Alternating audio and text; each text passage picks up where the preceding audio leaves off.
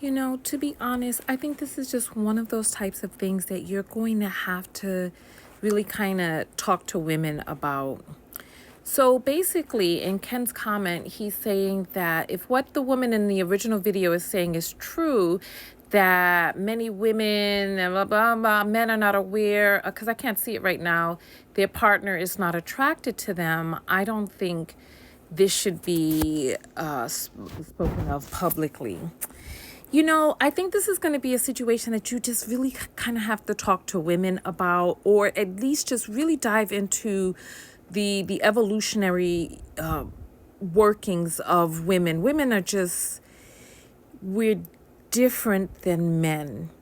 So biologically, the way that men have evolved is that when they are aroused, the external symbols of arousal are right there for them to see. You have to understand that raw animal attraction is not safe for women. It is not biologically advantageous to women. So the way that women's bodies have evolved over millions of years is not only is our estrus, not only is when we are in heat, not only is our ovulation, not only is that cloaked on the inside, but women's arousal is cloaked from her as well. So they did this study where they put these rods to measure warmth, secretions, etc.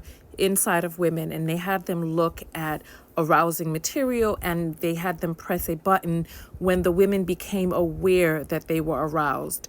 What happened by and large is that these rods were able to detect arousal before the women even knew that they were aroused. You have to understand that a woman being head over heels, infatuated lustfully for a man is not safe for her. Evolutionarily, biologically, it's just not safe for her, because what is the end goal? What do men do with that raw attraction? Number one, there are also societal and they say evolutionary markers inside of men that make them averse to women who give it up, quote unquote, give it up easily. That they are distrusting, that they don't know, because, there were no pregnancy tests millions of years ago.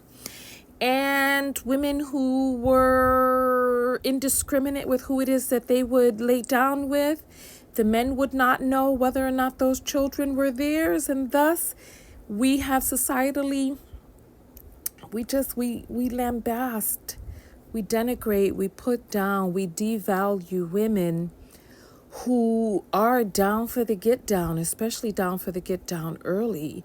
This is why when women were commodified and traded, their virginity was a must. One of the classes that I'm taking right now is about forensic psychology with law, sexual violence against women and children, etc. Did you know that originally SA against a woman was a property crime? It was a property crime against the father, because once she was sullied, she lost her resale value. This is why when you hear these men on these podcasts talking about women like cars, this has come from long generations of patriarchal thinking and programming, where women were commodified and objectified and sold and traded and bought like objects.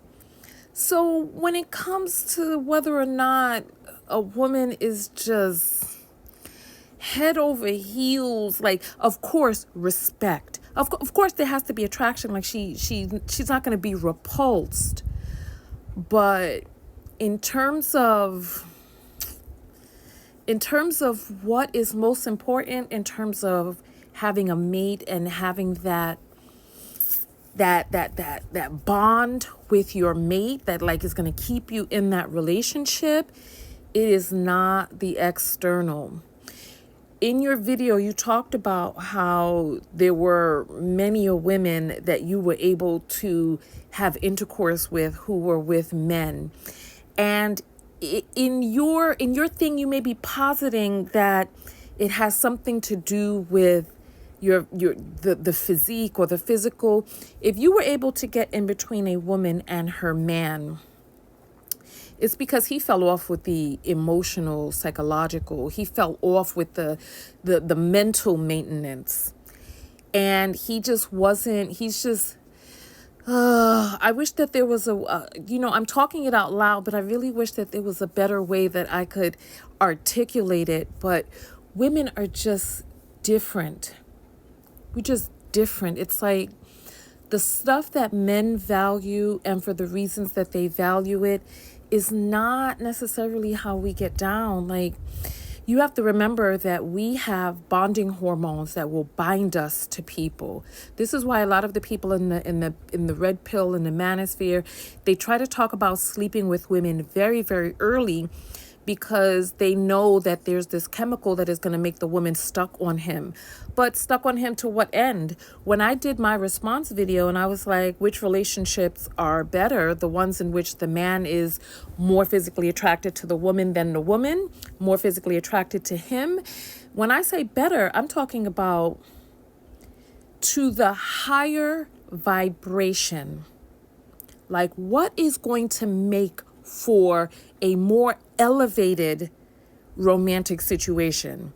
Is it going to be the one in which the woman is chasing the man, or the one in which the man is pursuing and trying to impress and trying to continue to earn, win, and keep the favor of the woman? And I really, I wish that I could take what it is that I know from deep inside of me and just put it out there into the world so that it's plain and easy to understand. It's difficult for me to even understand it. The only thing I can say is that there's different types of attraction, especially at different ages, for different reasons, etc. Let me see. I read this book years ago. I believe it's called Why Women Have Sex. That's the name of the book.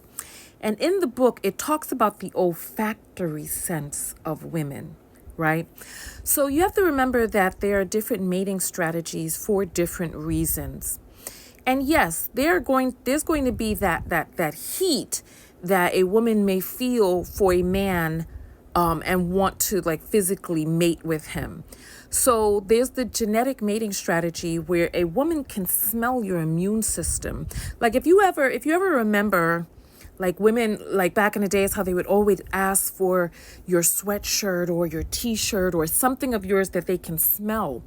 A woman can smell whether or not your immune system is going to be a good genetic match. So sometimes that attraction is really it's a purely, we would make more resilient offspring type of attraction.